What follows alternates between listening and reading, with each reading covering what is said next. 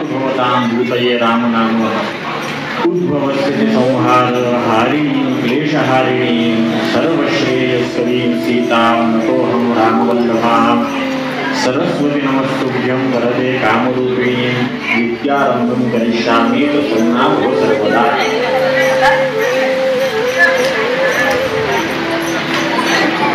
प्रल्हाद महाराज उपासना मंडळातर्फे आयोजित केलेल्या गुरुपौर्णिमा कार्यक्रमानिमित्त माझ्या वाटे आलेल्या सेवेचा प्रवचन सेवेचा सत्राला मी सुरुवात करतो। विषय काय घ्यावा असं मनात इच्छा होती। महाराजांचं चरित्र घ्यावं का गुरुचं घ्यावं का नामाचं घ्यावं, असा विचार करताना मनात आलं की माझ्यापेक्षा जास्त गुरु आपल्याला माहिती आहेत, आपण चरित्र वाचले, कसं आहे आपण गुरु पोथीत पाहिले, गुरु मूर्तीत पाहिले, गुरु फोटोत पाहिले, आपण गुरु आचरणात आणायचे तेवढे मात्र राहिले आपल्याला। म्हणून आजचा विषय जो आहे ते महाराजांचं आचरण। महाराजांचं आचरण म्हणजे दिनचर्या नाही की सकाळी महाराज किती वाजता उठायचे, किती वाजता काय करायचे हे नाही, तर महाराजांची दिनचर्या म्हणजे महाराजांना काय अपेक्षित आहे आपल्याकडून ह्याचा आपण थोडासा मर्यादित वेळेत विचार करणार आहोत। तर महाभारतात एक श्लोक आलाय, तर्को प्रतिष्ठा शुद्धयोगी भिन्नः नैको ऋषिर्यस्य मतं प्रमाण धर्मस्य तत्त्वं निहितं गुहायां महाजनोयेन गतस्य बन्धः। की जीवनामध्ये माणसाने कसं वागावं, भगवंताने सांगितलं धर्माने वागावं। धर्माने वागावं म्हणजे कोणत्या धर्माने वागावं?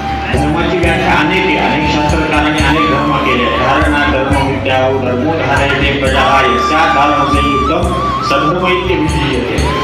जो धारण करतो तो धर्म। मीमांसकारांनी सांगितलं चोदना अर्थो लक्षणो धर्मः। धर्म म्हणजे काय? आम्ही कशात आचरण करावं? धर्मात आचरण करा म्हणजे, कारण की धर्म काय असतो व्यक्तिनिष्ठ। धर्म हा मजहूर नाही बरं का, धर्म ही व्यापक संज्ञा आहे। पुत्राचा धर्म वेगळा, शिष्याचा धर्म वेगळा, गुरुचा धर्म वेगळा, स्त्रीचा धर्म वेगळा, आईचा धर्म वेगळा, वडिलांचा धर्म वेगळा। हे धर्म आम्हाला कसं सांगणार? तर त्याने सांगितलं की महाभारतकारांनी सांगितले की ह्या जगतात सगळे शास्त्र आहे, आम्ही कोणाचं अनुसरण करावं? तर्को प्रतिष्ठा शुद्धयो विभिन्नः। अनेक तर्क आहेत, तर्कावर घुसून पाहावं लागतं, हा गुरु शक्य चांगला का तो गुरु, कोणाला जास्त फॉलोवर आहे युट्यूबवर, तो आमचा गुरु होऊ शकतो का? तर गुरु तत्व हे असं काय असतं, पूज्यता आणि लोकप्रियता ह्या दोन संकल्पना आहेत। पूज्यता आणि लोकप्रियता हे दोन वेगळे। जो लोकप्रिय असेल तो पूज्य असेल असं नाही, आणि जो पूज्य असेल तो लोकप्रिय असेल असं नाही। जे चित्रपटामध्ये काम करतात ते लोकप्रिय असतात पण पूज्य नसतात। आपण कोणी फोटो लावत नाही देवामध्ये घरामध्ये त्यांचे, पण महाराज ज्ञानेश्वर महाराज, तुकाराम महाराज, प्रल्हाद महाराज हे पूज्य आहे। हे जरी सगळ्या जगाला माहीत नसले तरी आपल्यासाठी ते पूज्य, त्यांचं अनुसरण आपण केलं पाहिजे। लोकप्रियतेचं अनुसरण करावं असा काही धर्म नाही। म्हणून सांगितलं की तर्को प्रतिष्ठा। तर्काला प्रतिष्ठा, तर्क किती करता येत असेल आपण पुढे पाहणारच आहोत। श्रुतयो विभिन्नः, प्रत्येक श्रुतीने वेगळं वेगळं सांगितलं आहे अर्थ। कोणाचं ऐकावं, कोणत्या श्रुतीचं ऐकावं? एक श्रुती सांगते एको देवः सर्वभूतेषु गूढः, देव एकच आहे तीच सांगते सहस्राणि सहस्रशय भूम्या अधिभूम्या। देव हजार आहे, अरे देव एक हजार आहे, किती आहे कळत नाही श्रुतीला सांगायचं। नैको ऋषिर्यस्य मतं प्रमाण, एका ऋषीचं एक मत नाही, प्रत्येक ऋषी प्रत्येक ह्याच्यासाठी वेगळं वेगळं सांगतात। बोधायन वेगळे सांगतात, शौनकोक्त वेगळे सांगतात। नैको ऋषिर्यस्य धर्मस्य तत्त्वं निहितं गुहायां। भगवद्गीतेमध्ये भगवंताने सांगितलंय गहना कर्मणो गती। कर्माची गती आपल्याला कळत असते, पाप पुण्य आपण नाही ठरवू शकत। जे आपल्याला पाप म्हणून वाटतं ते कदाचित पुण्य असू शकतं, जे आपल्याला पुण्य म्हणून वाटतं ते कदाचित पाप असू शकतं। छोटा दृष्टांत देतो पाहण्यासाठी। एक पाल जर का किड्याला खात असेल, आपण सकाळी चहा पित असताना जर का आपण भिंतीवर पाहिलं एक पाल किड्याला खात असेल आणि आपण जर का त्या पालीला हाकललं तर आपण पुण्य केलं का पाप केलं? आपण ठरवू शकत नाही। पाप केला म्हणावं तर जीवाचा एखादा जीव वाचवला, पुण्य केलं म्हणावं तर पालीला उपाशी मारलं। कारण की भागवताने सांगितले जीव जीवस्य जीवन, म्हणून पाप पुण्य आपण ठरवू शकत नाही। म्हणून तुम्हाला काय सगळी खटपट करायची गरजच नाही। म्हणून त्यांनी काय सांगितलं, महाजनो येन गतस्य बन्धः। काही करू नका, ग्रंथ वाचू नका, ज्ञानासाठी ग्रंथ वाचा, पण मी माझ्या जीवनात कसं वागावं हे जर का करायचं असेल काही पाहू नका। प्रल्हाद महाराज जसे वागले तसं मी वागणार। मला काही श्रुती कळत नाही, स्मृती कळत नाही, शास्त्र कळत नाही, काही नाही। त्यांनी जसं आचरण केलं तसं मी आचरण करणार। तर आचरण केलं म्हणजे काय केलं? आपल्याला सगळ्यांना ब्रह्मचैतन्य महाराजांचं हे ओवी माहितीये, पहिली ओवी आपल्याला 13व्या माहितीये. नाम सदा बोलावे, गावे भावे जनास सांगावे, हाची सुबोध गुरूंचा. हा गुरूंचा बोध असं म्हणलं तरी चाललं असतं. हाची सुबोध गुरूंचा. तुम्ही हे जीवनात रोज उतरवा, दुसरं काही वाचायची गरज नाही. हाची सुबोध गुरूंचा. सगळ्यात चांगला बोध कोणता? हाची सुबोध गुरूंचा रामाप्रते सत्य मानावे. तर त्याच्यात पहिल्यांदा काय सांगितलंय? आपण प्रल्हाद महाराजांना नामावतार मानतो की महाराज अखंड नामस्मरण करायचे. अखंड आपण सुद्धा नामस्मरण करतो, पण नामस्मरणासोबत महाराजांचा आचार सुद्धा पाहिला पाहिजे. काय असं माहितीये का? आपल्याकडे संकल्पना रूढ झाली, अवतार म्हणलं की आपण त्याच्याकडे दुर्लक्ष करतो. कोणता एखादा महात्मा जर का चांगले वागत असेल, महात्मा झाला, आपण लगेच त्याला अवतार करून टाकतो. रामचंद्र प्रभू अवतार, भगवान श्रीकृष्ण अवतार, शिवाजी महाराज अवतार, हे भगवंताचे अवतार आहेत. पण अवतारामुळे काय होतं माहिती का? त्यांच्या ठिकाणचे जे गुण आहेत ते आपण घेत नाही. ते देव आहेत, आपण कसं करणार? म्हणून समर्थाने सांगितलंय, दास म्हणे रघुनाथाचा गुण घाला. खरी पूजा काय आहे? मोठे मोठे अभिषेक सगळं करायला पाहिजे, विरुद्धार्थाने घेऊ नका, सगळं अभिषेक केला पाहिजे सगळं. पण मुख्य सेवा काय आहे त्या महात्म्यांची, भगवंताची? तर समर्थाने सांगितले, दास म्हणे रघुनाथाचा गुण घाला. म्हणून आपल्याकडे पहिले कोणती उपासना करायच्या पूर्वी ध्यान आहे. ती देवता कशी आहे? त्या देवतेकडून घे ध्याये राजा प्रवाहं मृतशरदनशं बद्धपद्मासनस्थं. अरे मी मला आसन घालता आलं पाहिजे, मी प्राणायाम करतो. आजकाल लोक प्राणायाम करतात, पण नुसता प्राणायाम हा बुद्धीला विकार निर्माण करू शकतो, कॅन्सर होऊ शकतो.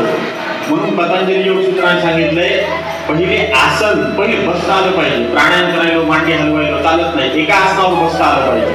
आसन, ध्यान, धारणा, मग प्राणायाम. आपण लगेच सकाळी उठतो, प्राणायाम करतो, पोट शुद्ध झालेलं नसतं, हे आपल्याला मनोविकार निर्माण करू शकतात. ध्याये दाजाल वाहून मृतशरदनशं बद्धपद्मासनस्थं. माणसाने कसं बद्धपद्मासन, पद्मासन घेऊन शांत बसावं. ही गुण घेणं हा खरा त्यांची उपासना आहे त्या देवतेची.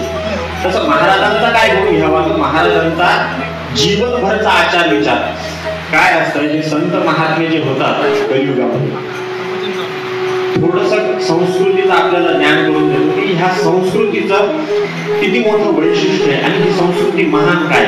हा सगळ्यांच्या घरात पडणारा प्रश्न आहे आणि आज सगळ्यांच्या मनात आहे ते की आपण ऐकतो दररोज वैदिक संस्कृती, वैदिक संस्कृती. ही वैदिक संस्कृती आहे काय? काय सांगितलं काय? बाकीचे जसे धर्म आहे तसंच हा धर्म आहे काय केवळ? तर नाही. त्याचं कारण काय आहे? मानव जीवनाचा जेवढा सखोल अभ्यास या संस्कृतीने केला तेवढा त्या संस्कृतीने केलेला. जीवनामध्ये काय असतं? माणसाच्या जीवनामध्ये इच्छा असतात, माणसाला पैसा कमवायचा आहे, या संस्कृतीने कुठं डावलले नाही. त्याच्यासाठी काय केलं? सगळं सांगत बसत नाही. ही संस्कृती 16 स्तंभावर उभी आहे. 4 पुरुषार्थ, 4 आश्रम, 4 साधना मार्गाने 4 वेद. या 16 स्तंभावर ही वैदिक संस्कृती उभी आहे. तर त्याच्यातले सगळे मार्ग सांगत बसत नाही. 4 पुरुषार्थ म्हणजे 4 पुरुषार्थामध्ये काय सांगितलंय? धर्म, अर्थ, काम आणि मोक्ष. धर्म म्हणजे काय? तर धर्म आपण नंतर पाहणार आहोत. धर्म म्हणजे धारणा धर्म, जो आपल्याला धर्म सांगितला वर्णाश्रम धर्मानुसार त्या धर्माचं आचरण करणं म्हणजे धर्म. त्याच्यानंतर अर्थ, सगळ्याचा विचार करत नाही कारण की आपल्याला पुढे बोलायचं महाराजांविषयी. त्याच्यानंतर येतो अर्थ. काय असतं? देवाने कुठं म्हणलं नाही जंगलात जाऊन बसा, खालीचं पैसोनी करा एक चित्त, तुकाराम महाराज म्हणतात. आपल्याला वाटतं संन्यास मोक्ष म्हणजे काय? कुठं तरी जायचं असतं, जंगलात जायचं असतं, कोणी आपल्याला पाहुणे, असं काही नसतं. मनाची अवस्था आहे मोक्ष, शरीराची नाही. शरीराचं जग आहे, शरीराला ज्ञान होत नाही, मनाची अवस्था आहे. तर ह्याच्यासाठी काय की मनात सुद्धा इच्छा निर्माण होत्या, मोक्ष येणार आहे आपला. तर त्याच्यासाठी काय? तर इच्छा पूर्ण करायची. मला जर का घर घ्यायचं असेल, मला कोणी घर देईल का? त्याच्यासाठी मला कष्ट करावं लागेल, पैसा कमवावा लागेल. त्याच्यासाठी पुरुषार्थ दिला अर्थ. अर्थ म्हणजे पैसा. आता अर्थ पैसा आला माझ्याकडे, नुसतं बँकेत साठवून ठेवायचं, काही उपभोगच घेतला नाही, चालेल का? त्याच्यासाठी काम. काम म्हणजे मनातल्या इच्छा. इदम मेस्यात इति आशा विशेषः. शास्त्राने सांगितले की माणूस जन्मल्यावर पहिल्यांदा त्याच्या ठिकाणी काय निर्माण होतं? तर इच्छा निर्माण होती. दुधाची कशाची का असेल, इदम मेस्यात ही इच्छा. ही इच्छा पूर्ण करण्यासाठी अर्थ. मग आता पैसे कमवायला सांगितले आणि तुम्ही कामना सुद्धा सांगितले, म्हणजे हे काय सगळ्यासारखंच आहे. चौथा पुरुषार्थ सांगितलाय मोक्ष.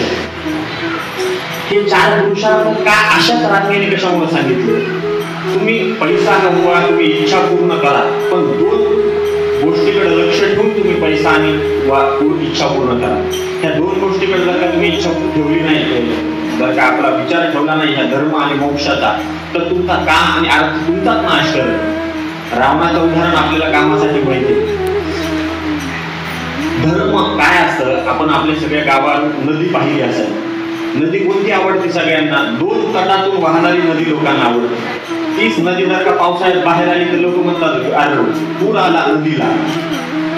म्हणजे जी गंगा आपल्याला पवित्र होती, जी आपल्याला देवासारखी होती, तिला जर का पूर आला तर लोक नकोसं वाटतं. का? कारण की ती 2 तट सोडून बाहेर आली. तसं आपल्या जीवनातला पैसा आणि आपल्या जीवनातली इच्छा ह्या धर्म आणि मोक्षाच्या मार्गाने चालल्या पाहिजे. माणसाने भरपूर पैसा कमवावा, सगळ्या इच्छा पूर्ण करावा, पण एक विचार कायम ठेवा की एक दिवशी आपल्याला जायचं. अवश्य भावी भावानां प्रतिकारोनी भवेत्येति तदा दुःखे न लिप्येरं नल राम युधिष्ठिरः. आपल्याकडे दृष्टांत देण्याची पद्धत आहे. अहो असा जीवनात मनुष्य नाही किंवा संसारात मनुष्य नाही की तो जन्माला आला मेला. जातस्य हि ध्रुव मृत्यू. ध्रुव शब्द भगवद्गीतेत मुद्दाम वापरलाय. आढळे मरण. ह्या जगात सत्य काय असेल तर केवळ मृत्यू सत्य, बाकी सगळं असत्य. आपल्याला मरण येणारच आहे. मग मरण येणार आहे, मग वेगळं काय सांगायला महाराज? तेच आम्हाला माहितीच ना. तर संत महात्मे आपल्याला काय करायला येतात? तर संत महात्मे आपल्या मृत्यूचा सुद्धा सोहळा करायला येतात. आज मृत्यू म्हणलं की सगळ्याला भीती. कोरोनामध्ये सगळ्यांनी पाहिलं, कोणी बाहेर निघत नव्हतं. का? सगळ्यांना मरणाची भीती. सगळ्यांना मरायचंय. हे मरणाची भीती काढून टाकण्याचं नाव म्हणजे मोक्ष. मोक्ष म्हणजे काय? की अत्यंत दुःख निवृत्तीपूर्वक परमानंदाची प्राप्ती म्हणजे मोक्ष. मला सांगा, इथं बसलेल्या कोणाला आनंद नकोय? बरं, दुःख कोणाला पाहिजे? बरं, आनंद आला तो किती दिवसांनी जावा असं वाटतंय? कायम आपल्या जवळ आनंद राहावा. आणि आपलं काय म्हणते का? पुण्यस्य फलमिच्छन्ति पुण्यस्य फलमिच्छन्ति पुण्यनेच्छन्ति मानवाः पापस्य फलनेच्छन्ति पापं कुर्वन्ति यत्नतः. चांगल्या पुण्याचं फळ सगळ्यांना पाहिजे, पण पुण्यकर्म कोणी करत नाही. आणि पापाचं फळ कोणाला नको, पण पाप आवर्जून करतात कोण. तर ह्या मोक्षात आपण विचार करत होतो, तो हा मोक्ष करतो काय? हा मोक्ष म्हणजे काय? परमानंदाची प्राप्ती. आनंदाची प्राप्ती म्हणजे काय? सुखाची प्राप्ती का? तर सुखाला विरुद्धार्थी शब्द आहे प्रत्येक भाषेत. सुखाला विरुद्धार्थी आपण विरुद्धार्थी शाळेत शिकला असताना. सुखाचा विरुद्धार्थी शब्द काय? दुःख.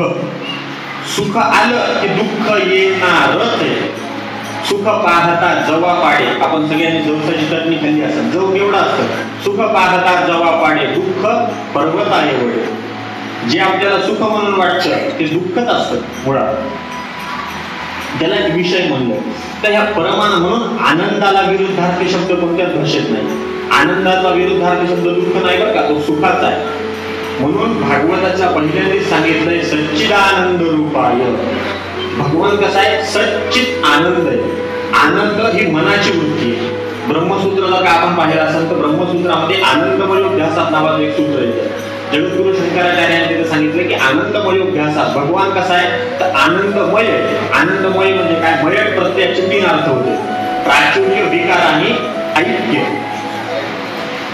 मय प्रत्यय जिथे लागला जातो, जसं आपण म्हणतो की मृण्मय. आता आपण पावसाळ्याचा दिवस चालू, खूप पाऊस पडतोय बघा. मुंबईत येते की मुंबई जलमय झाली. जलमय म्हणजे मुंबई राहिलीच नाही का? जलमय म्हणजे काय? जमिनीच्या प्राचुर्य, जमिनीच्या अधिकतेनुसार जलाचं प्राचुर्य झालं म्हणजे जल वाढलं. मुंबई सगळं जल झालं, मुंबई गेली नाही कुठं. ते मयट प्रत्यय प्राचुर्य या अर्थाने. दुसरा अर्थ आहे विकार. विकार म्हणजे काय? आपण सगळे उन्हाळ्याच्या दिवसात पाणी पितो बघा, त्याला संस्कृतामध्ये माठ ज्याला म्हणतो, त्याला संस्कृतामध्ये शब्द आहे मृण्मय पात्र. म्हणजे मातीचा तो विकार आहे, मयट प्रत्यय लागलाय. तसा भगवंत आनंदाचा विकार आहे का? भगवंताच्या ठिकाणी आनंद जास्त आहे का?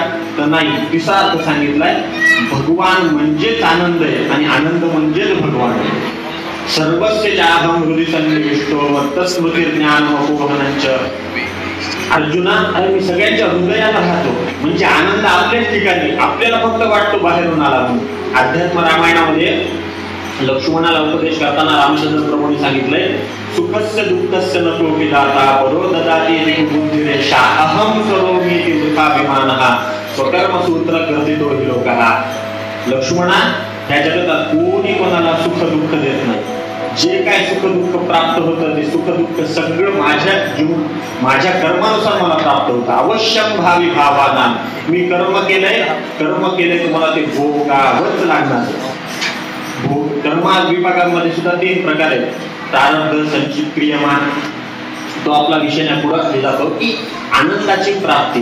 तर ह्या जगतात विषय म्हणून पंचीकरणापासून हे शरीर निर्माण झाले. शब्द, स्पर्श, रूप, रस, गंध, आकाश, वायू, अग्नी, पृथ्वी, तेज, जल, आप या पंचमहाभूतापासून हे शरीर निर्माण झाले.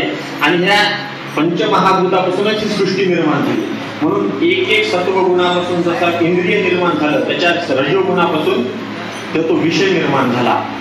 शब्द गुणकम आकाशम, स्पर्शवान वायू, उष्ण स्पर्शवत तेजः, शीत स्पर्शवत जलः आणि तत्र गंधवती पृथ्वी. हे सगळं सांगितलं. तर हे शब्द स्पर्श ह्या 5 विषयाच्या बाहेर विषय नाही. जेवढे जीवनात विषय असेल, खायचे, प्यायचे, पाहायचे, सगळे ह्याच्यात स्पर्शायचे, हे सगळे विषय ह्या 5 विषयात येतात.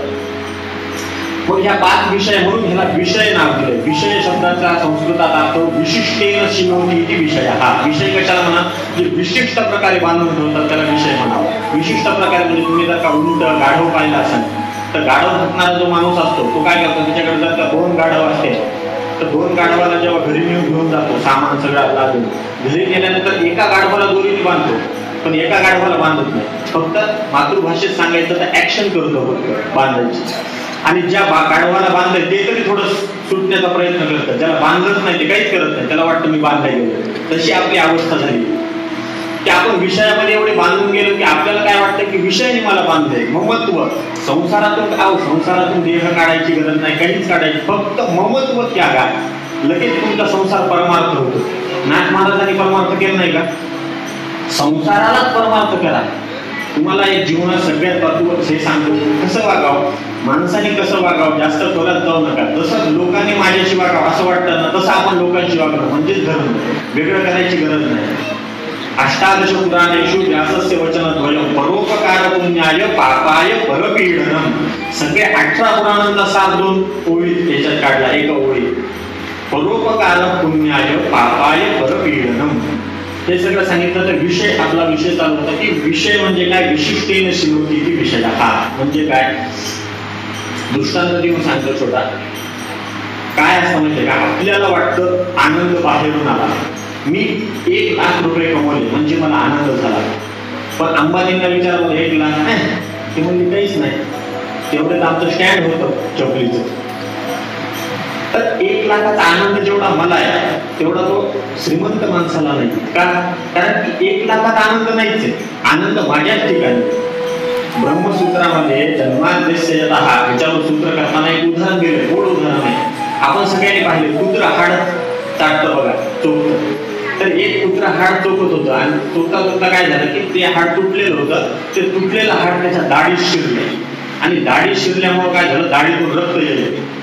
दाढीतून रक्त येईल, त्याला वाटलं हाडातूनच येईल, ते अजून चाटायचं. रक्त कोणाचं आहे, स्वतःच, पण त्याला वाटतं हाडातून येतं. तसं आपल्याला वाटतं की विषयातून सुख येतं, विषयातून सुख येत नसतं, ते युगपद घडतं. युगपद म्हणजे काय, तुम्ही 100 पाकळ्या घ्या गुलाबाच्या आणि त्याच्यातून सुई घाला, तुम्हाला वाटतं एकदम वर आली, पण ती एक पाकळीला भेदत वर येत असते, पण ते आपल्याला कळत नसतं. त्याला म्हणते युगपद, ज्याला निमिष म्हणतो. पापणी लवायचा टाइम त्याला निमिष म्हणतात ज्योतिषामध्ये. तर असा जर हे असतं की युगपद घडतं, मला वाटतं गुलाबजामुनने मला आनंद दिला, गुलाबजामुन आनंद देत नाही. जो आनंद माझा पहिला गुलाबजामुन खाताना असतं ते 100 खाताना नसतं, तो आनंद कमी कमी होत जातो. आणि भगवंत कधी कमी होत नसतो, कारण की भगवान सगळीकडे व्यापक आहे. काय माहितीये का, आपण जी उपासना पद्धती रामरायांची असू द्या, कोणी समर्थ आहे भगवान श्रीकृष्णाची, कोणी रेणुका मातेची, कोणी तुळजापूरच्या, कोणत्याही देवतेची तुम्ही उपासना करा, आज आपल्या मनात काय झाले माहितीये का, आपण त्या नवीन जे युट्यूब त्याच्यात आलं, दररोज एक व्हिडिओ पाहतो. गजानन महाराजांची स्तुती संपत नाही की लगेच दुसऱ्या महाराजांची, लगेच असं आपण भ्रमित होऊन गेलो. करावं काय, कोणाची उपासना करावी? आपल्याला सगळे वेगळे वाटतात, स्वरूपतः ते सगळे एक आहेत. पूर्णमिदं पूर्णः पूर्णमुदच्यते पूर्णस्य पूर्णमादाय पूर्णमेवावशिष्यते असं वेदांत सांगितलं, लोकांना कळत नाही. म्हणून आपल्याकडे 3 पद्धती दिल्या बघा. एक श्रुती, स्मृती आणि पुराण होतं. तुम्ही संकल्प घेतला असेल अभिषेकात. श्रुती काय करते, श्रुती सिद्धांत सांगते, सत्यम वद, सत्य बोल बाबा, बोलायचं बोल नाही तर नको बोल. वेदाला काही घेणं नाही कोण सत्य बोलतोय. वेद आपला हे करून जसा काय म्हणतात सिद्धांत मोकळा झाला. त्याच्यानंतर येतात शास्त्र काय करतात, सत्य बोलल्यानंतर काय होतं, सत्याची व्याख्या सगळे सांगतात. सत्य म्हणजे काय, सत्य तू. मग त्याच्यानंतर येतात सगळे व्याख्या सांगत नाही. त्याच्यानंतर पुराण येतात. पुराण आपल्याला काय सांगतात, कथेतून सांगतात. बाबा वेदाने सांगितले सत्य बोला, शास्त्राने सांगितले असं सत्य असतं. पण ह्याच्यात मिळतं काय, आपण सगळे सत्यनारायण काय करतो, फलश्रुतीमुळे सत्यनारायण करतो. त्या मोळी विकणाऱ्याला जसं धन प्राप्त झालं तसं मला प्राप्त व्हावं. शास्त्राने कुठं दावलं नाही. फलची अपेक्षा असेल तरच स्तोत्र म्हणतो ना. इदं कीर्तन यस्य केशवस्य महात्मनः. आपण विष्णू सहस्रनाम म्हणतो कशावर, लक्ष्मी मिळते काय, फळाची आसक्ती असावी तोपर्यंत माणसाची इच्छा होत नसते त्या ह्याच्याकडे. म्हणून फलश्रुती. म्हणून पुराणाने सांगितलं सत्य बोलल्याने काय होतं, त्याच्यासाठी सांगितलं. राजा हरिश्चंद्राचं चरित्र पहा. एका सत्याचा आधार घेतला तर सगळे देव त्याला वश झाले. आणि एवढंच नाही, साक्षात जगन्नियंता त्याच्या कुळात जन्माला आला. भगवान रामचंद्र प्रभू हरिश्चंद्राच्या कुळात आले. काय केलं, खूप उपासना केली नाही, फक्त एक सत्याचा. म्हणून समर्थाने सांगितलंय, दास म्हणे रघुनाथाचा गुण घ्यावेत नाही, गुण घ्यावा. एक गुण, सगळे गुण आपण रामचंद्रासारखे घेऊ शकत नाही, कारण ते सत्ययुग होतं आणि आपली जेवढी इच्छा नाही तसं वागू शकत नाही. तर त्याच्यासाठी सांगितले की दास म्हणे रघुनाथाचा गुण, एकच गुण घ्यावा. रामचंद्र प्रभू जशी आई वडिलांची सेवा करायची तशी मी करत. एक दिवशी पंढरीनाथ नक्की तुमच्या दर्शनाला, नक्की तुमच्या घरी येते. तुम्हाला पंढरीला जायची गरज नाही. मी माझ्या कुलदेवतेवर निश्चित भजन, तिची उपासना करेन. काही दुसऱ्या देवाला जायची गरज म्हणजे जाऊ नये असं नाही बरं का. पण कुलदेवतेला सोडून घरी आई वडील उपाशी आणि बाहेर हजारोनी भंडारा चालत नाही. म्हणून दास म्हणे रघुनाथाचा गुण घ्यावा. एकच गुण घ्या जीवनात. ती गुणाची उपासना करणं म्हणजे त्या देवतेची उपासना. तसं आपण श्रुती स्मृती पुराण आपण हे पाहिलं. तर तसे विशेष जे विषय आपला विषयाचं हे चालू होते की विषय आपल्याला वाटतं गुलाबजामुन आनंद दिला, पण तेच जर का डायबिटीज वाल्याला विचारलं, अरे बाबा गुलाबजामुन चालेल ते मला नाही बाबा, काही ठेसा पाडा वाटीवर पण गुलाबजामुन नको. कारण की आनंद गुलाबजामुन मध्ये नाहीच आहे. कारण गुलाबजामुन जड आहे आणि जड कोणाला दुःख देऊ शकत नाही, आनंद देऊ शकत नाही. आतापर्यंत ते ऐकले का, दगड आला आणि एकदम ठेस लागली मला, मी जाऊन दगडाला हे लागतो आणि दगडाला म्हणतो दगडाची ठेस लागली, दगडाची आपली दगडाला ठेस लागली. म्हणून ज्याच्याकडून क्रिया घडते त्याला दुःख होतं. कबीरदासांचा एक दोहा आहे, जे आमचे 2 डोळे आपल्याला पाहतात, सगळं हे करतंय. तर एक माणूस मार खातो, पाठीत मारतो, एका माणसाचे एक जण आंबा खातो. तर कबीरदासांनी एका यांचे सांगितले, जिथून जे निर्माण होतं त्यालाच ते भोगावं लागतं. डोळ्यांनी पहिले आंबे पाहिले, त्याच्यानंतर पाय तिथे चालत गेले, हाताने तोडला, त्याच्यानंतर जिभेने चाकला, दाताने तोडला, जिभेने चाकला, खाल्ला. तेवढ्यात मालकाला, त्या मालकाने त्याची आंबा खाणाऱ्या त्याला पकडलं, 2 त्याच्या पाठीत धपाटे दिले आणि त्याच्यानंतर काय झालं तर त्याला रडू आलं. पाहिलं कोणी होतं, डोळ्याने. ज्यांनी कर्म केलं त्यालाच ते भोगावं लागलं. हात रडले नाही, पाय रडले नाही, रडला कोण, डोळेच रडले. तसं आपण कर्म करणार आहे तर कर्माचा आपल्याला भोग भोगावे लागणार. म्हणून सुखाचा विषय चालू होता. म्हणून विवेक चूडामणीमध्ये हा विषय समजून घ्या. काय आहे, आपण जो आचरण शब्द घेतलाय तो आचरण काय नित्य दिनचर्या नाही महाराजांची. महाराजांना आपल्याला काय सांगायचं, महाराजांना आपण देव म्हणूनच पाहतो, रामाला आपण देव म्हणूनच पाहतो.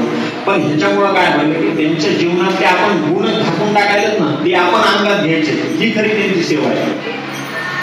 महाराजांनी जीवनभर, आता एक छोटं उदाहरण घेतो. आपण तिथं गुरुजी सांगत होते सर्वांना, कोणी लागू नका सवड्यात, कोणी लागू नका. लगे आपल्या मनात एक विचार येऊ शकतो, कारण आपण मॉडर्न जमान्याचे. आपण म्हणतो हा कसं काय लागायचं नाही, महाराज मी एकच आहे, सगळी सृष्टी असेल. लगे आपण वेदांत लोकांना सांगतो कसं काय सगळं जग असतं आणि मी लागायचं नाही, माझ्या तर त्याच्यात काय फरक आहे. तर त्याच्यासाठी सांगितले तुम्ही पहिले गुरुजींनी एक संकल्प सोडला बघा, एक जो माता इथे सगळ्यात लातो विश्व देवा जगती मनुष्यगंध निवारणे योगा. हा मनुष्यगंध जो आहे ना, हा मनुष्यगंध म्हणजे मनाची वासना. सगळे पुराणाने जेवढे काय जेवढे ग्रंथ असते आपले धर्मिक काय बदलायचे, फक्त आपली वृत्ती बदलायची. हा मनुष्यगंध म्हणजे वृत्ती आहे. एक छोटं उदाहरण सांगतो. नाथ महाराजांनी भावार्थ रामायणात सांगितलंय, आपल्या सगळ्यांकडे लोड शेडिंग असते बघा. आपल्याकडे जर का रात्री लाईट गेली तर आपण काय पाहतो, माझी लाईट कशी मिळेल बाहेर जाऊन पाहतो. लोकांची गेली का, हा लोकांची मग काय असते, लोकांची गेली असेल तर माझी गेली तर काय, दिवसभर गेली तरी मला काही नाही. पण माझी तर काय एकट्याची गेली असेल आणि बाजूच्याची असेल, लगेच मी MSCBला फोन लावतो, कुठं मुख्यमंत्र्याला, प्रधानमंत्री कोणाला लावतो. की मनुष्य वृत्ती. म्हणून तिला सांगितलंय मनुष्य गंध निवारणे वियोगा. देवाला मनुष्याचा गंध सुद्धा चालत नाही, मनुष्य चालत नाही असं नाही, मनुष्याचा गंध. हा गंध म्हणजे काय, वृत्ती माणसाची. माणूस किती मोठा झाला तरी माणसाचे काय असतं माहिती का. म्हणून गुरुला तत्व म्हणून पहा, व्यक्ती म्हणून पाहू नका. कारण की व्यक्ती म्हणून पाहिलं की कधीच कदाचित त्यांच्या दोष दिसू शकतात, नसतात दोष, हे सुद्धा गुणच असतो. पण कदाचित आपल्या मनाला तो दोष दिसू शकतो. म्हणून ज्या व्यक्तीला आपण गुरु मानले त्या गुरुकडं व्यक्ती न पाहता ते तत्व म्हणून पहा. एक शिष्य गुरुकडे शिकला 12 वर्ष गुरुकडे शिकल्यानंतर गुरुने त्याला सगळी विद्या दिली आणि म्हणले आता घरी जा बाबा, गृहस्थ आश्रम धर्म सुरू कर. ते म्हणला मी सगळं शिकलोय, तुम्ही मला वेदांत सांगितलाय, पण मला माणसं ओळखता आले पाहिजे, काहीतरी असं सांगा साधन, कोण माझं आहे कोण फरक आहे. गुरु म्हणले बाबा असं ज्ञानानेच कळत असतं, असं काही त्याच्यात काही सुख नाही. तुम्हाला नाही मला पाहिजे, ठीक आहे. म्हणजे घरातला एक आरसा दिला त्याला आणि सांगितलं ह्या आरशामध्ये तू प्रतिबिंब पाहतोय, ज्याचं प्रतिबिंब ह्या आरशात दिसेल त्याचे सत्व गुणाने रजोगुण तुला कॅल्क्युलेटरवर दिसेल, कोणामध्ये किती चांगले गुण आहेत कोणामध्ये किती वाईट गुण आहेत हे तुम्हाला सगळं दिसेल. म्हणजे तो निघाला आरसा घेऊन जवळ असल्यावर काय प्रत्येकाला पाहिजे, कोणात दुर्गुण कोणात सगुण कोणात दुर्गुण असं पाहत पाहत शेवटी घरी गेला. पूर्वीच्या काळी जास्त दिवस लागायचे, दळणवळणाचे साधन नसायचे. घरी गेला, आई म्हणजे 12 वर्षांनी आलाय, चांगलं खायला केलं सगळं केलं, नंतर जेवायला बसला. म्हणला एवढं केलं आपण आई वडिला तरी पाहू चांगले वाईट गुण आहेत की नाही. म्हणून आई समोर आरसा धरला, अरे म्हणजे आईची तर 80 वाईट गुण आहे, 20च चांगले गुण आहे. वडिलांसमोर धरला, म्हणजे वडील तर पूर्ण 90च्या 90 हे ते केला. पुन्हा म्हणलं आता काही गुरुने सांगितलं ह्या जगात कोणी आपलं नसतं. वैराग्य कसं असतं, वैराग्य सुद्धा माणसात आलं ना, ही उपासना काय करते त्यांच्यासाठी सांगतो बरं का. पुन्हा गुरुकडे आला, गुरुकडे आल्यानंतर ते म्हणतात गुरुंना बोलायच्या आधी गुरुमध्ये पाहावे किती दुर्गुण येते. म्हणून गुरु समोरच आरसा धरला आणि गुरुमध्ये सुद्धा 50-50% आहेच. मी मनात खिन्न बसला, काय म्हणे ह्या गुरुमध्ये दुर्गुण येते, तर आपण काय करणार जीवनात, हा गुरु माझा उद्धार काय करणार. गुरूंना लक्षात आलं की ह्याला काय झालं. ते म्हणजे बाळा इकडे काय झालं, त्यांनी सगळी घडलेली घटना सांगितली. ते म्हणजे अरे मूर्खा, मी जो तुला आरसा दिला होता ते लोकांचे दुर्गुण पाहण्यासाठी नाही, स्वतःचे दुर्गुण पाहण्यासाठी. तू एकदा तरी स्वतःकडे तो आरसा पाहिला का, स्वतःच प्रतिबिंब त्या आरशात पाहिलंस का. जो 50-50% तुझे सद्गुण आणि दुर्गुण होते ते लोकांचे दुर्गुण पाहून पाहून तुझ्या ते 100% झाले, तुझा सद्गुण नाहीसा झाला. म्हणून गुरु काय करतो, गुरु हा व्यक्ती त्याच्या ठिकाणी काही देहधर्म आहेत की नाही, त्या देहधर्मातून सुद्धा तो आपल्याला उपदेशच करतो, पण तो कळणारा तेवढा अधिकारी शिष्य पाहिजे. तसंच गुरु हा व्यक्ती नसतो, गुरु हे तत्व आहे. म्हणून जगामध्ये जीवनामध्ये पहा सगळ्या गोष्टींचा विरोध करणारे लोक आहेत, धर्माचा विरोध करणारे लोक आहेत, देवाचा विरोध करणारे लोक आहेत, परंपरेचा विरोध करणारे, रूढीचा विरोध करणारे. पण एक असा कोणताही व्यक्ती दाखव की जो गुरुतत्वाचा विरोध करतो. कोणत्याच धर्मात नाही गुरुतत्वाचा. हा काय तो विशेष अर्थ नाही, कोणी गुरु मानत असेल, कोणी टीचर मानत असेल, कोणी शिक्षक मानत असेल, पण गुरुला सगळे धर्मातले लोक म्हणतात. कारण की गुरु आपल्याला समर्थाने सांगितलंय ना, गुरु थोर की देव थोर म्हणावा. आधी नमस्कार कोणा करावा, मला वाटते सद्गुरु थोर आहे, दयाच्या कृपे रघुनाथ भेटे. गुरु थोर की देव थोर म्हणावा. देवापेक्षा सुद्धा गुरु थोर काय आहे, तर देव जे आपल्याला देऊ शकत नाही ते गुरु आपल्याला देऊ शकतो. म्हणून गुरुला कोणता दृष्टांतच नाही जगताच्या पाठीवर. दृष्टांतो नैव दृष्टस्त्रिभुवन जठरे सद्गुरु ज्ञानदातो. म्हणजे गुरुला जर का परिसाचा दृष्टांत दिला तर नाही चालत. काय होतं परिसाचं महत्व काय, परिस लोखंडाला लागलं तर लोखंडाचं सोनं करतं, नाही लागू शकत. का ते म्हणजे परिस जर का लोखंडाला लागलं तर लोखंडाचं सोनं करतं, पण लोखंडाला परिस करण्याचं सामर्थ्य परिसामध्ये नाही. गुरु काय करतात, गुरु जवळ गेल्यानंतर शिष्य काय होतो, गुरु बिघडले आम्ही बिघडलो, म्हणजे गुरु संग आम्ही बिघडलो, गुरु बिघडले आम्ही बिघडलो. गुरुकडे गेल्यानंतर गुरु काय करतात, आपलं गुरुत्वच त्याला घेऊन टाकतात, बाकी काही देत नाही. म्हणून तत्विद प्रणिपातेन परिप्रश्नेन सेवया उपदिश्यन्ति ते ज्ञानं ज्ञानिनस् तत्वदर्शिनः. कसं जावं गुरुकडं, नम्र होऊन. आपण काय ताठर मनाने जातो. आजकाल गुरु मंत्र गुरु करणं हे लोकांना काय फॅशन झाली. एकाला विचारलं का गुरु मंत्र घेतला तुम्ही, काही नाही माहिती, महाराजांचे खूप श्रीमंत शिष्य आहेत, हे गुरुची काय असू शकत नाही. दुसऱ्या माणसाला विचारलं का घेतलं, काही नाही, आमच्या बाजूच्याने गुरुमंत्र घेतला, त्यांचं लग्नच झालं. त्यांच्या मुलात लग्न मुंजी देवकार्य करण्यासाठी गुरु नसतात.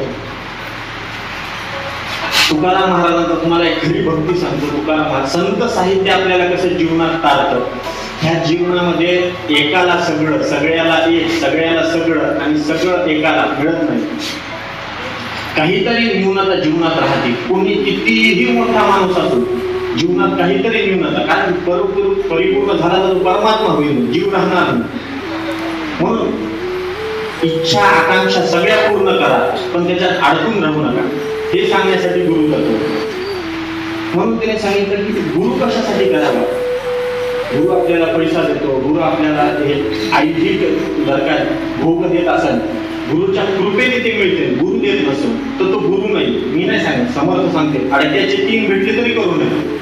आज आपण गुरु कशावर निवडतो, ज्याला जास्त फॉलोवर असते तो आमचा गुरु, युट्यूबवर फेसबुकवर.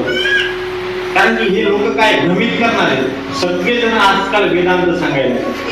वेदांत हा बोलायचा विषय नाही बरं का. नायमात्मा प्रवचन, वेदाने सांगितलंय नायमात्मा प्रवचनेन लभ्यः न बहुना श्रुतेन. सांगून वेदांत कळत नसतो. मी ब्रह्मज्ञानी हे सांगून कळत नसतं, ते आचरणात आणावं लागतं. म्हणून पहिले आचरण शुद्ध असलं पाहिजे. म्हणून आचार विचाराला महात्म्य. पहिले आचार प्रभवो धर्म. पहिले आचार आपला शुद्ध पाहिजे. आपण कसं खातो, कुठं खातो, काय खातो, किती खातो, कुठं बसतो, कोणासोबत राहतो, संगती कशी आपली. संगती आपल्या माणसाच्या जीवनावर खूप हे करू शकते, आपला नाश करू शकते, आपला उद्धार सुद्धा करू शकते. म्हणून संत संगती सांगितली. तर ह्या संत संगती आपल्याला कशासाठी सांगितली की आचार मुख्य. आचार म्हणजे काय, आपल्याकडे संस्कार बघा, षोडश संस्कार. षोडश संस्कार कशासाठी दिले, गुरु तत्व समजावं ह्याच्यासाठी तुम्हाला हे सांगतो बरं का. संस्कार काय करतात, आपला विषय चालू होता ते लागू नका म्हणले की मनात विचार आला की मी लागायचं नाही. अरे मी तर माणूस आहे, एवढं आहे, माझ्याकडे संपत्ती आहे, 3 मजली घर आहे माझं, मला म्हणतात लागू नका. तर ह्याच्यासाठी काय सांगितलं की षोडश संस्कार. संस्कार काय असतं, मनुष्यगंध विचार चालू होतो. आपल्या ठिकाणी आपण जिथं जातो, जिथं राहतो, तिथले काही स्पंदन आपल्यासोबत येत असतात. म्हणून गुरुजवळ, देवालयात, आपल्याकडे बघा सगळ्यांकडे प्रथा असेल, आपण सवळं घातल्यानंतर सगळीकडे फिरत नाही. का, सवळं घातल्यानंतर एक शुद्ध स्पंदन आपल्या ठिकाणी राहिली पाहिजे. बाथरूमला जाऊ नये, ह्याच्यात काही लघुशंक केला, ह्याला विषय कशामुळे, कारण की तिथले तिथले स्पंदन असतात आणि ते स्पंदन आपल्या मनावर परिणाम करत असतात. आज काय माहितीये का, माणसाचं सगळं सेट आहे पण मन अपसेट आहे. सगळं घर आहे, लोन चालू आहे, गाड्या घ्यायच्या, सगळं आहे, पण काय करावं महाराज, मनात वाईट विचार येतात. सगळं सेट आहे, घर दार आहे, सगळं आहे, पण माणसाचं मन अपसेट आहे. तर हे मनाला बदलण्यासाठी गुरु असतो जीवनामध्ये. मन आनंदी झालं पाहिजे आपलं, ह्याच्यासाठी आपल्याला गुरु काय सांगितलं. तर त्याच्यासाठी सांगितले मनुष्यगंध निवारणाचा आपला विषय चालू होता की संस्कार काय करतात. मला सांगायचं पोहे कोणी कोणी खाल्ले, जवळपास एकदा तर सगळ्यांनीच खाल्ले असते. तेव्हा सगळ्यांना पोहे मिळतो. तर पोहे आपण खात असतो. ते पोहे खाताना आपण कसे खातो? लिंबू असतं त्याच्यासोबत. कुणी दही घेतो तर लिंबू. ते लिंबू आपण कसं खातो? आणि ते तोंडात टाकतो का? ते पिळतो त्याच्यावर. बरं, पिळलेला लिंबू काय करतो नंतर? खाऊन टाकतो का? फेकून देतो. बरोबर. पोहे खातो. मला सांगा, लिंबाचं लोणचं कसं खाता हो तुम्ही? काय टाकून देतात त्याच्यात? काहीच नाही. का? संस्कार झालं म्हणून त्याज्य वस्तू सुद्धा ग्राह्य झाली, कारण की त्याच्यावर संस्कार झाला. एवढं संस्काराचं महात्म्य असतं. हे शरीर जे निर्माण झाले ते आपल्याला सगळ्यांना माहिती आहे. समर्थाने दासबोध वाचा, आपण सगळे वाचत असता. दासबोधात सांगितले कसं निर्माण होतं हे शरीर. म्हणून ह्या शरीरावर संस्कार झाले, म्हणून आपल्याकडे उपनयन संस्कार, म्हणून त्याला द्विज संज्ञा आहे. दोनदा जन्म होतो. पण दोनदा जन्मल्यानंतर त्याचे आई वडील कोण आहेत? शास्त्राने सांगितले त्याचे आई वडील गायत्री आणि गुरु आहेत. त्याची आई म्हणजे वेदमाता आहे आणि त्याचे वडील म्हणजे कोण आहेत? तर त्याचे वडील म्हणजे त्याचे गुरु आहेत. म्हणून गुरुकुली त्याला पाठवायचं. आणि गृहस्थाश्रम धर्म स्वीकारायचा असतं तर गुरुची आज्ञा घ्यायची पाहिजे. जीवनामध्ये आई वडील कोणते मिळावे, घरानं कोणतं मिळावं, कुठं जन्म मिळावा, महाराष्ट्रात मिळावं का गुजरात का काश्मीर, हे मी ठरवू शकत नाही. कारण की सांगितलं की आयुः कर्मच वित्तंच विद्यानिधनमेवच पंचैतानि सृज्यन्ते गर्भस्थस्यैव देहिनः. माणसाला आयुष्य किती भेटणार आहे हे जन्माला यायच्या आधी ठरलेलं असतं. आयुः कर्मच वित्तंच, पैसा किती मिळणार आहे, विद्या निधन, विद्या किती मिळणार आहे, आणि निधन मरणार किती, हे ठरलेलं असतं. ह्या जगात आई वडील कोणते भेटणार आहे ते सगळं आपल्या कर्मानुसार ठरलेलं आहे. पण एक सूट भगवंताने आपल्याला दिली. म्हणून ह्याचं महात्म्य सांगतो की आपण गुरु निवडण्याचं कारण आपल्याकडे का, तर गुरु एकदाच असतो आणि गुरु एकदाच करावा लागतो. गुरु दोष दिसला म्हणून दुसरा केला, त्याच्या दिसला म्हणून तिसरा केला चालत नाही. गुरु एकदाच होतो. आणि गुरु व्यक्ती म्हणून पाहिला की माणसाचा अधोपतन, तत्व म्हणून पाहिलं की त्याच्यावर फक्त श्रद्धा ठेवायची. म्हणून मंत्रे तीर्थे विजयते वेदैवते भेषजे गुरु यादृशी भावना यस्य सिद्धिर्भवति तादृशी. मंत्रावर नितांत श्रद्धा पाहिजे.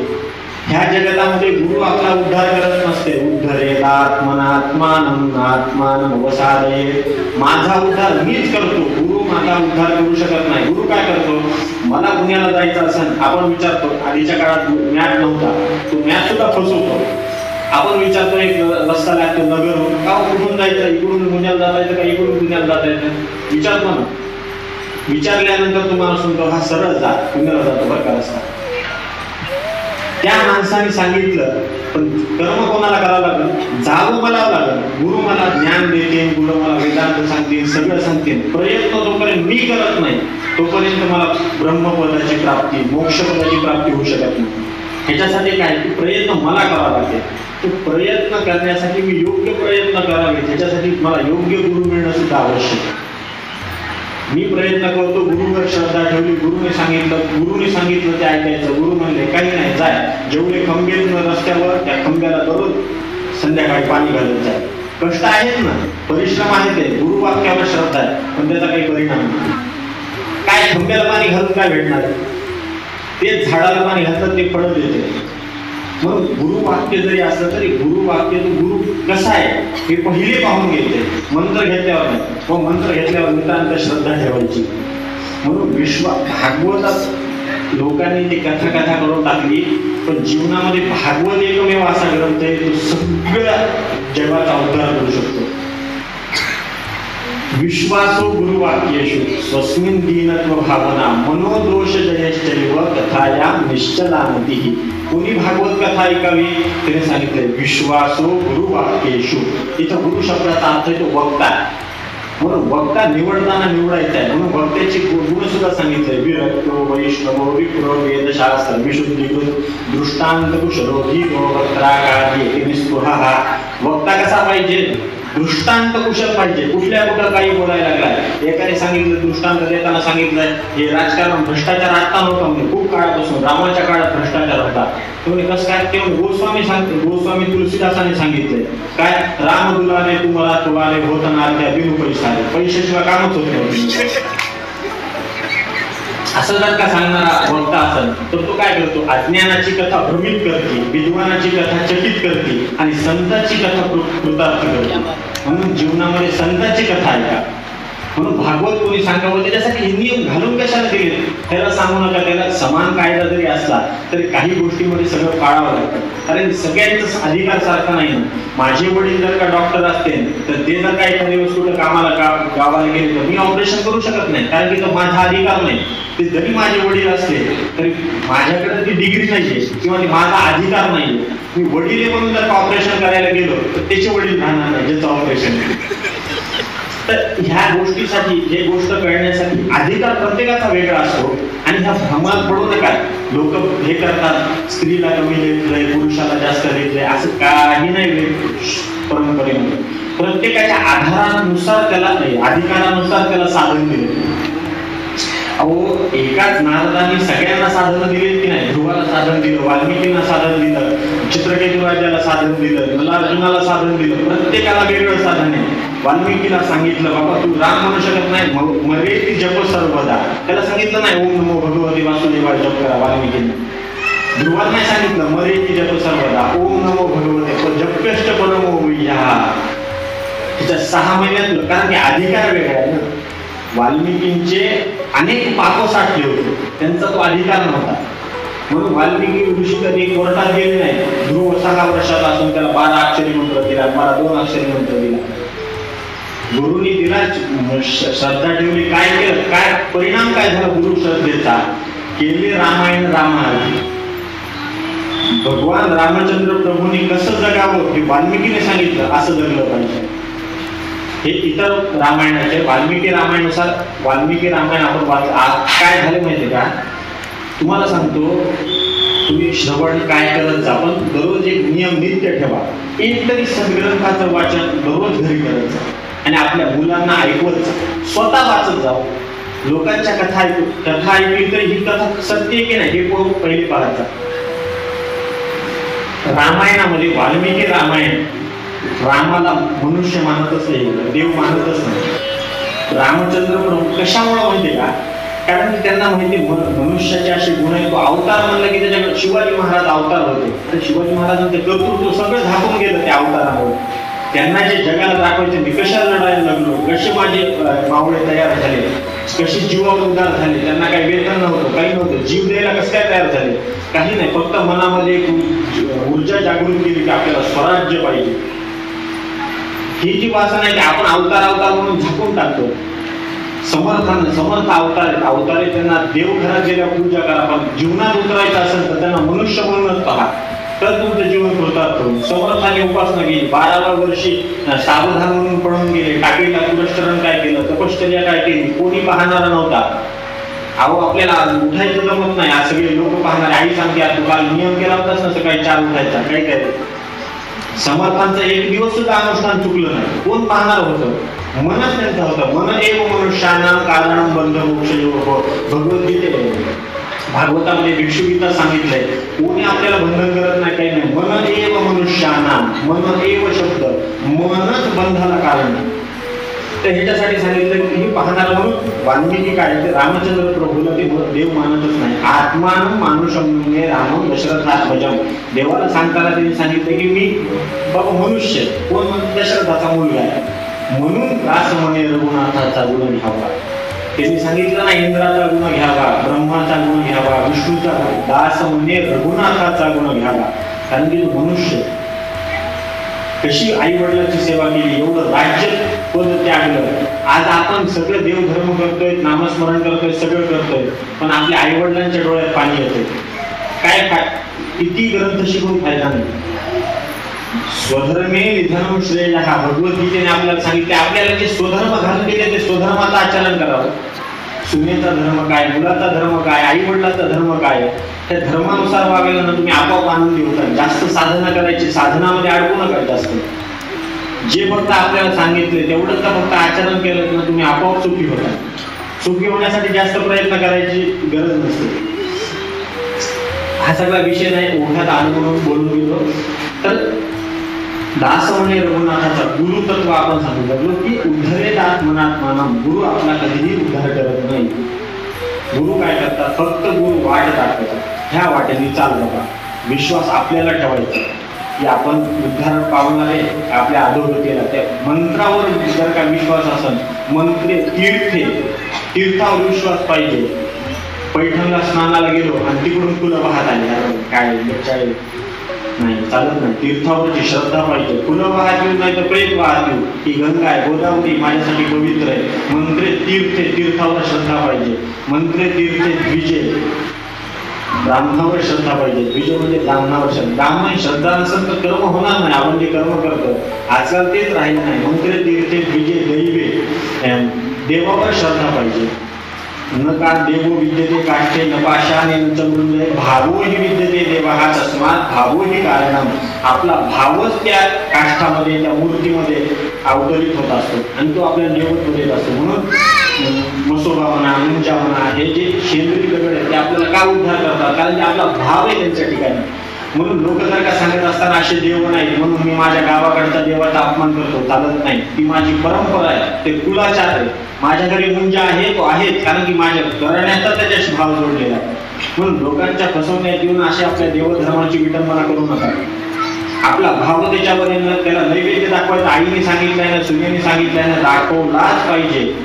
नाही मी आता मोठं झालो युट्यूबवर ऐकायला लागलो, त्याने सांगितलं, काही नसतात, फक्त एक देव आहे. नाही, एको देव हा जे आहे ते, पण जी विविधता दिली ती कशासाठी दिली? ती विविधता त्या आपल्या काय असतं विषयाला म्हणून सांगतो की कुलदेवता.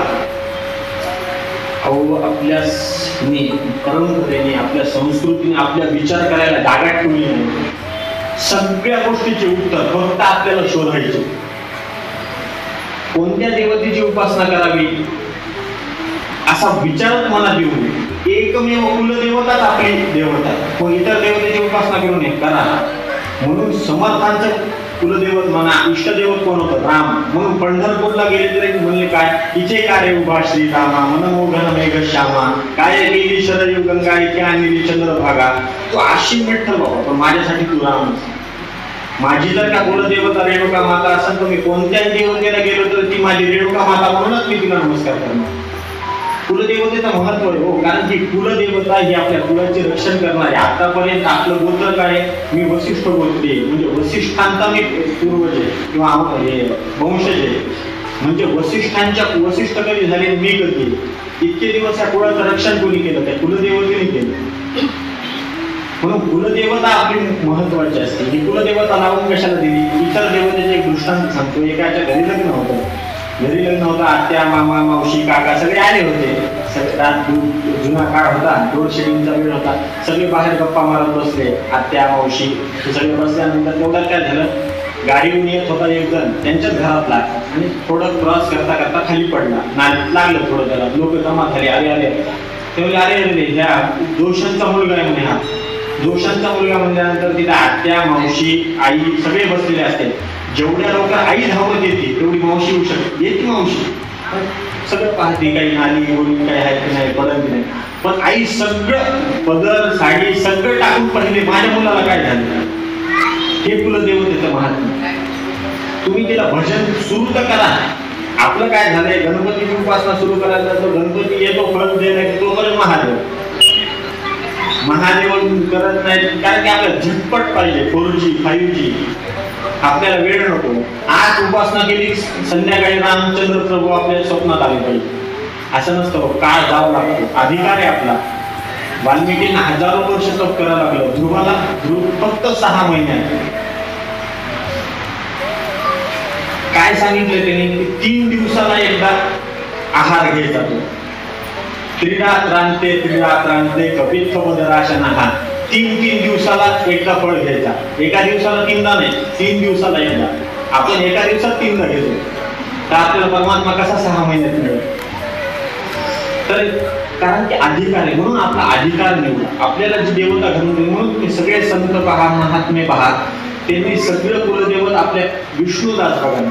विष्णुदासांना देव मिळाले नाहीत का? रेणुका मातेलाच त्यांनी सर्वस्व मानलं. ज्ञानेश्वर महाराजांच्या घरामध्ये पांडुरंगाची भक्ती होती, म्हणून पांडुरंगाला ते भजले. म्हणून सगळ्या देवतेची उपासना करा, पण एकच माने पाहायचं असेल तर आपली कुलदेवताच त्याच्यात पहा. म्हणून आपण गंगेवर जर का जातो, किती लोकांना अशा मनात विचार येऊ शकतो, काय संस्कृती सांगते की गंगा आपलं पाप धुवून टाकते. आपल्या मनात विचार येऊ शकतो, माझ्या मनात येतो, असं जर का असेल तर गंगेवर राहणारे सगळे पवित्र आपले झाले असते म्हणून काही सांगता का महाराज? एक सांगायला लागले, लगेच उत्तर देऊन टाकलं पुराणानेच. नमामि गंगे तव पाद पंकजं सुरासुरैर्वंदित दिव्य रूपम भुक्तिंच मुक्तिंच ददासि नित्यम. गंगा आपल्याला भुक्ती देते, म्हणजे भोगळे देते आणि मुक्ती देते. पुढं काय सांगितलंय? भावानुसारेण सदा नराणां. जसं बाथरूम मध्ये स्नान करतात तसंच जर का गंगेत गेलं तर ती गंगा शरीर सुद्धा स्वच्छ धुणार नाही, पण त्याच्यावर जर का भाव ठेवून जर का तिच्यात स्नान केलं तर तुमच्या अनेक जन्माचं पाप नष्ट होईल. एक विष्णुदास नावाचा ब्राह्मण राहत होता काशीत.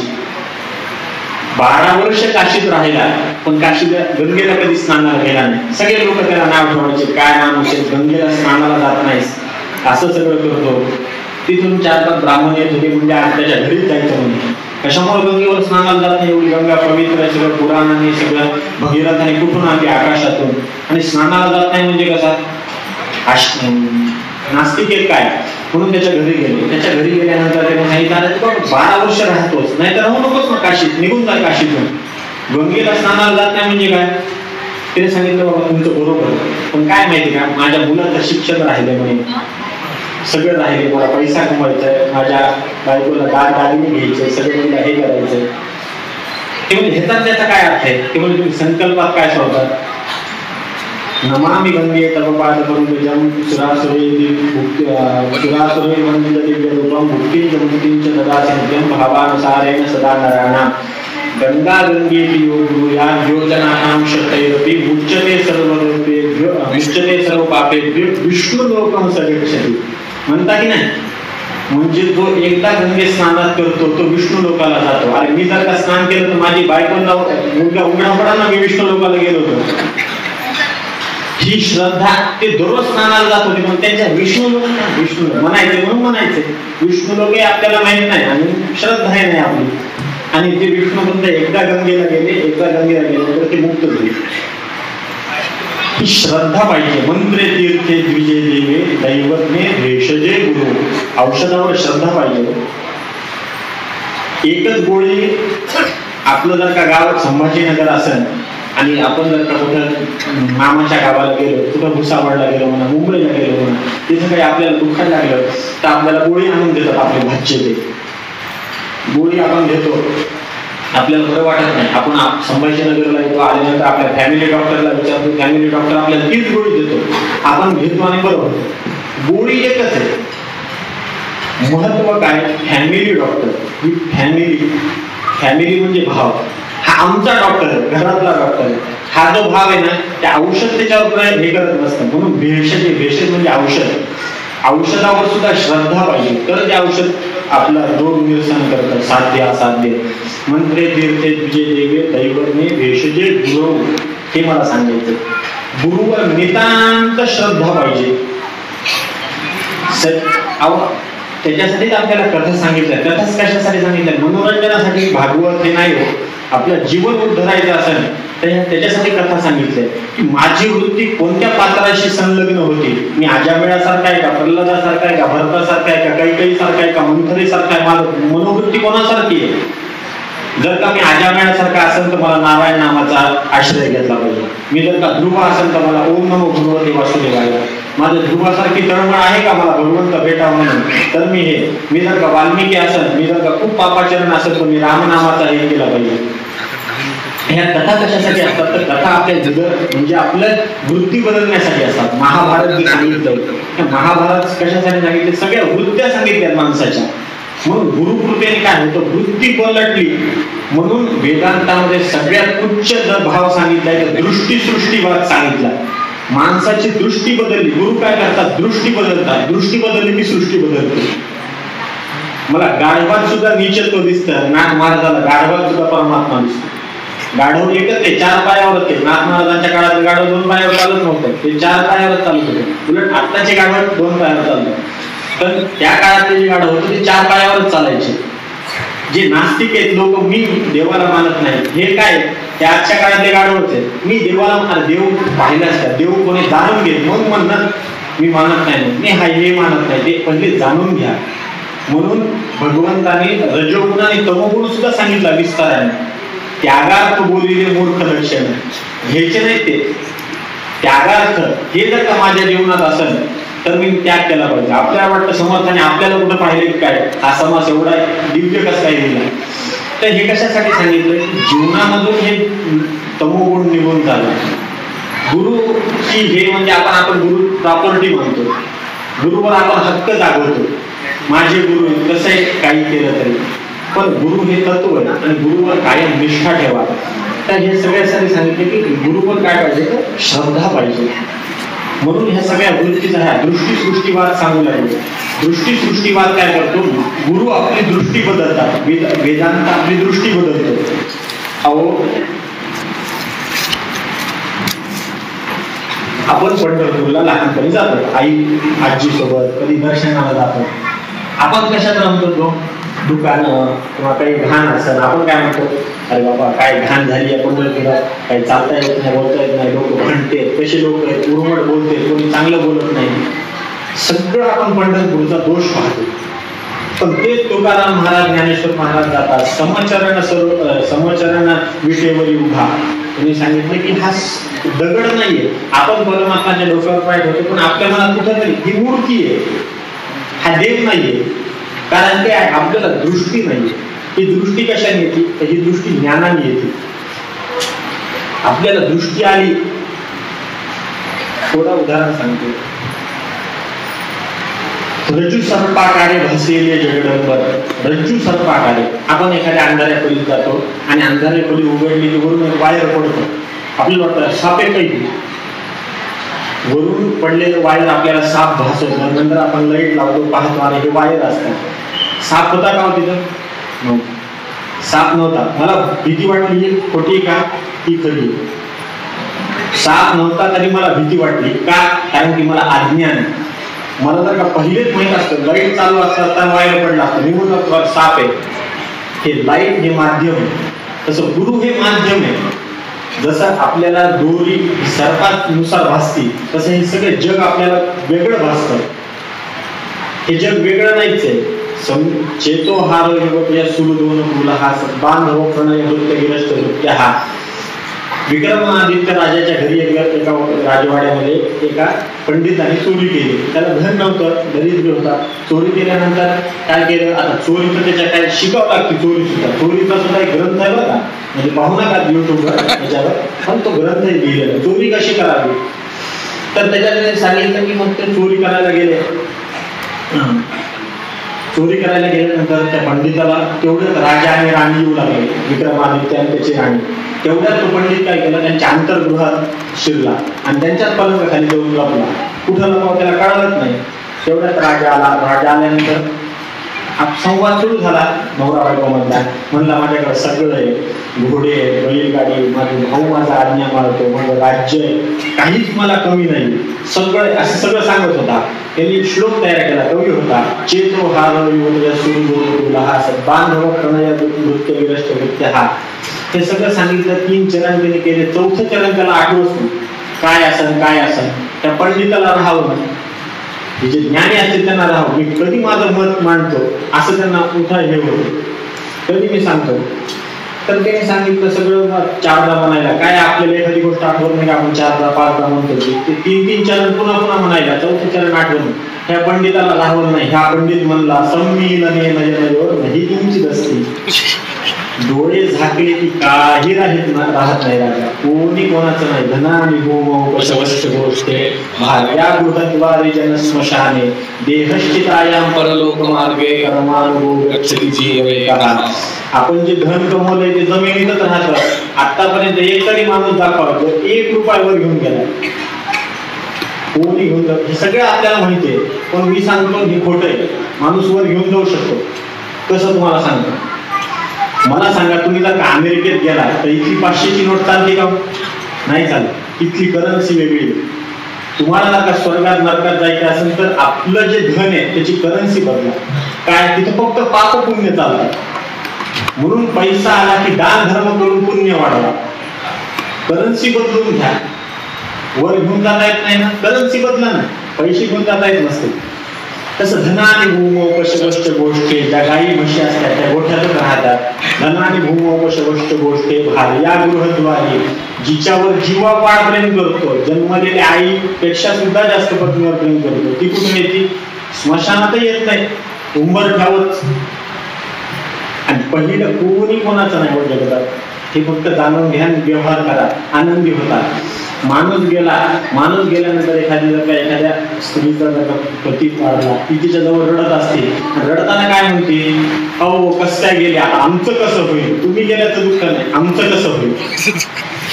तुम्ही गेला तर तुम्ही जाणारच होते, मला ते माहिती सांगितलंच होतं ज्योतिषाने, पण माझं कसं होईल? धनाने भूमोपशवष्ट गोष्टी भाग्या गृहद्वार जन स्मशाने, ज्या देहाला पावडर क्रीमा लावून आपण सजवतो, देहश्चितायाम, तो सुद्धा चिते करेल. कर्मान लोक सुद्धा कुठपर्यंत जातात? स्मशानापर्यंत, देह चितेपर्यंत. मग येतं काय? कर्मान गोगच्छति जीवका. म्हणून चांगले कर्म करा. चांगले कर्म करा म्हणजे काय? पहिलेच तुम्हाला सांगितलं कसं वागा. जसं लोकांनी माझ्यासोबत वागावं असं जर का मी लोकांशी वागणं, हेच परोपकार हे. आणि माझ्याशी जसं लोकांनी वागणं तसं जर का मी लोकांवर वागत असेल तर तो परपीडा. म्हणून 18 पुराणेषु व्यासस्य वचनद्वयं परोपकार पुण्याय पापाय परपीडनम. हे दोन गोष्टी जर का तुम्हाला जाणून घेतल्या तर तुमच्या जीवनाचा उद्धार आहे. आणि आपले कुलधर्म कुलाचार हे सगळे होता नाहीत बरं का. नवीन जमान्याच्या हे नादी लागून ह्या गोष्टींना नाकारू नका. हे खूप विचार करून काही गोष्टी रूढ झाल्या असतात, चुकीच्या असू शकतात, पण सगळं चुकीचं असू शकत नाही जीवनामध्ये. म्हणून त्याचं आचरण करून देवभावाने गुरुत्व पहा. आपली कुलधर्म कुलाचार आई वडील यांची सेवा एवढंच करत राहा. कुठं दान धर्म हे सगळं गौण आहे. मुख्य धर्म आपला काय? माझे जर का आई वडील असतील, जीवतो वाक्य करणार, प्रत्येकदम भूरी भोजनात, गयालाम पिंडदानाच त्रिभिः पुत्रस्य पुत्रता. जीवतो वाक्य करणार, जोपर्यंत आई वडील आहेत तोपर्यंत त्यांचं एकही वाक्य मी पडू देणार नाही. काय आजकाल लोक पोरं आई वडिलांना बोलतात? जीवतो वाक्य करणार, प्रत्येकदम भूरी भोजनात, श्राद्ध पक्ष करत जा. होताना येते सांगितलं असतं, पण कधी पुन्हा श्राद्धावर आपण एखाद्या दिवशी बोलू. आता वेळ झालेली, आपली 1 तासाची वेळ होती. प्रत्येकदम भूरी गयायाम पिंडदानाच्या, एकदा गयेला जाऊन ही पुत्राची पुत्रत्व आहे म्हणून आपल्याकडे पुत्र मागितलाय. बच्चा नाही बरं का, मुलगा नाही. बच्चा पुत्र वेगळा असतो, बच्चा गाईचा असतो. पुत्र पुन्हा नरकात रायते पुत्र हा. हजारो झाले तरी चालत नाही. एको कुलदीपक हा, एको पुत्र सुकुलदीपक हा. कुलाचं पुढं वाढवणारा मुलगा हवा आयसा झेंडा. सांगितलं मुलगा हवा आयसा गुंडा, त्याचा त्रिलोकी झेंडा. पुत्र व्हावा तर अर्जुनासारखा व्हावा, भगवान रामचंद्र सारखा व्हावा, महाराजांसारखा व्हावा. ही इच्छा ठेवा ना. ही इच्छा ठेवत झाले तर, कारण की महात्मे गर्भ शोधतायत की आम्हाला जन्माला यायचंय पुन्हा या जगताच्या, पण त्यांना तेवढे आई वडील अधिकारी भेटत होते. म्हणून आचार विचार पाळत जा. अति आचारस्तु मालिन्यम अनाचारस्तु मूर्खता. अति आचार पाळू नका. 24 तास घरात बसू नका, चवळ घालून सगळं करा, पण अनाचारही माजू नका. कुठे खायला कसं, मी काहीच मानत नाही, मी देव मानत नाही. हे देव न मानणं म्हणजे निर्लज्ज आहे. हे पॉम्पलेट छापून लावायची गोष्ट नाही देव म्हणून. कारण की देव काय हेच आपल्याला माहिती. देव बाहेर नसतो, दगडात देव नसतो. कुठं देव? देव माझ्यात आहे. आणि माझ्यातला देव मी माझ्या स्वतः. कारण की काय, हे पंचमहाभूतापासून जसं झाले तसं ब्रह्म आणि मायेपासून हे शरीर निर्माण झाले. त्याच्यामध्ये 3 गुण ब्रह्माचे आणि 2 गुण मायेचे. जाता जाता सांगून जातो देव म्हणजे काय तर अस्थि भाती प्रियत्व आणि नामरूप हे 4-5 गुणापासून ही सृष्टी निर्माण झाली. त्याच्यातलं अस्थि भाती आणि प्रियत्व हे ब्रह्माचे आणि नामरूप मायेचे. आपल्याला दिसताना, म्हणून माईक म्हणतोच ना, आपल्याला दिसताना नामरूप दिसत असतात आणि आपण अडकतो नामरूपातच. अहो तुम्ही अलंकार करायला जाता सोन्याच्या दुकानात गेल्यानंतर तुम्ही जर का त्याला एका माणसाला काय झालं, दारिद्र्य आलं सगळं हे करायला, म्हणून काय करावं, त्याच्याकडे सोन्याची देव केली होती. तेव्हा तिथे वतनदार होते, तेव्हा सोन्याची देव केली होती. आता भिकारी आणि सगळं गेलं, वतन गेलं, दारात राहिलं फक्त. तर त्याच्यानंतर त्यांनी काय केलं, ते देव विकायला गेले. खंडोबा होता आणि पुत्र होता. ते विकायला गेल्यानंतर विकायला देवाला म्हणलं हे सोनाराला म्हणलं हे विका बरा, माफ केलं. तेव्हा हे 5 ग्रॅम कुत्र्याचं हे वजन केलं. तेव्हा 1 तोळा येते, त्याची 50,000 येते म्हणे, त्याची 1 लाख येते.